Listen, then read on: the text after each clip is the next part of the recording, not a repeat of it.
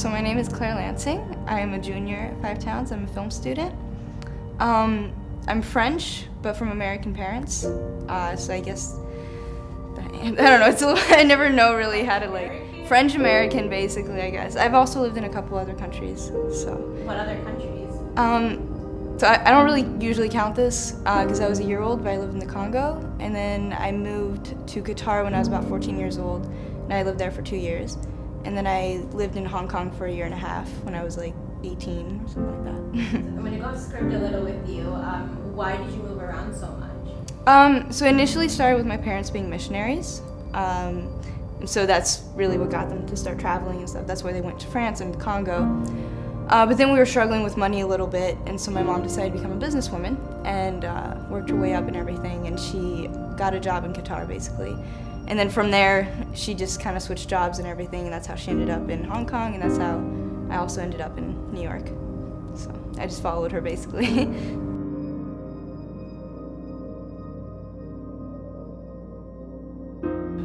It's a hard question. There's so many things I love about being French.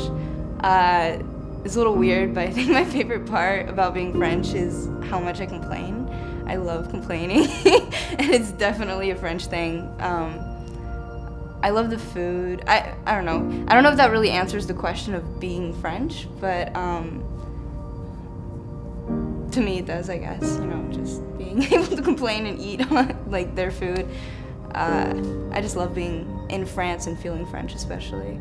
What is your favorite part of France? My hometown. Yeah, definitely my hometown. It's like 30 minutes away from Paris. It's a little different than what America sees. Like, what's outside of the city is not necessarily the suburbs. It's kind of like a big mix between projects and suburbs, so I was a little bit like in between both of those. I had a really good hometown, great friends, a lot of people my age and stuff. So. What was your hometown? It's called Paris-Zoo, in the 91. That's the district, basically, the department.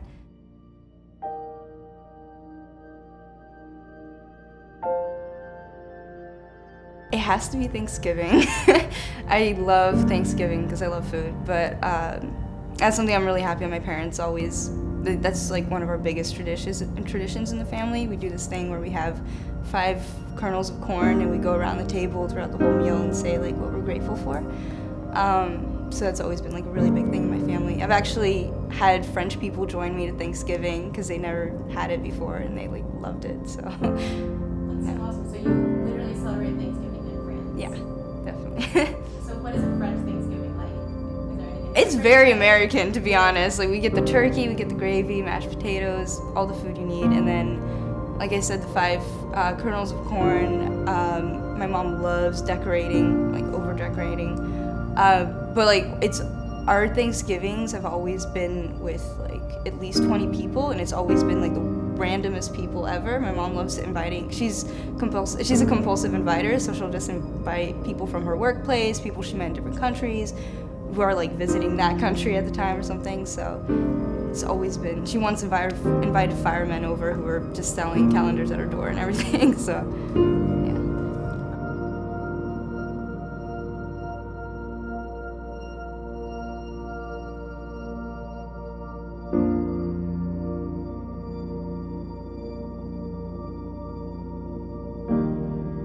Well, so I don't know if this like fits into what your question is, but the hardest thing for me right now is actually going back to France because I've been away for so long that every time I come back, my friends, I always have at least one friend who tells me like, oh, we can't be friends anymore because you're away for too long, and that can't mean that, you know, we still know each other that way or something, or, you know, I gravitate too much. That's something someone told me. So I think that's the hardest part, is having to come back and tell people like, no, like, I still love you guys the same way.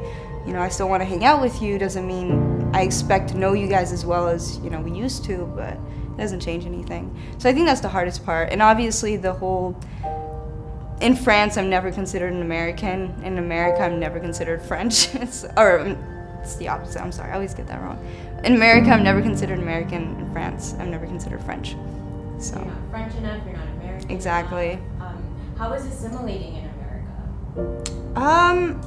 So most people they just assume that I'm fully American because of my accent and everything, but it gets hard sometimes. There's like things I just can't understand, like the lingo or even like food people used to eat when they were younger and stuff. So there's things I can't relate to, but then there's a lot of things I can. So like sometimes I feel really at home, and then sometimes I'm like, wow, this is not my culture, but it's really just a mix, I guess. What's the most surprising thing about America? People's mentalities.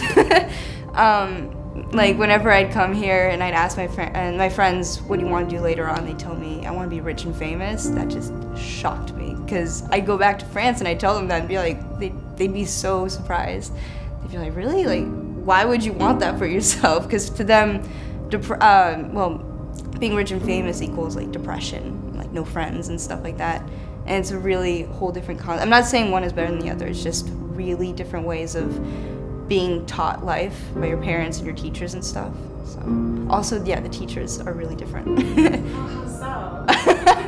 Well, teachers in France are like really strict, very, they go by negative reinforcement. There's no, they like make it very clear that there's a space between you guys, that, you know, you're the student, I'm the teacher.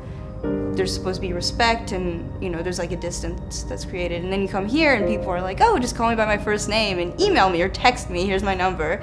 And I'm like, wow, which is good, and there's good and bad in both, obviously. So. Well, you can text me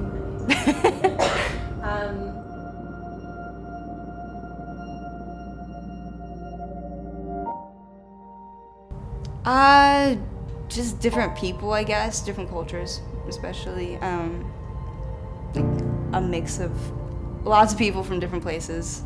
Are we a melting pot or a salad bowl? I answered this in class, actually. So I think it's like constantly changing. The people that have been here long enough can say that they're part of a melting pot, but then anybody that comes in that's new to the country, like, because we have a lot of like immigration going on right now, I think that like makes it into a salad bowl, but eventually it'll become a melting pot. That makes sense.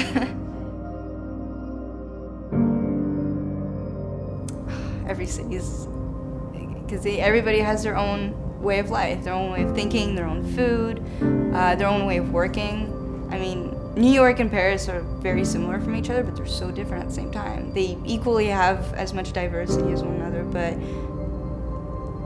everybody just moves different.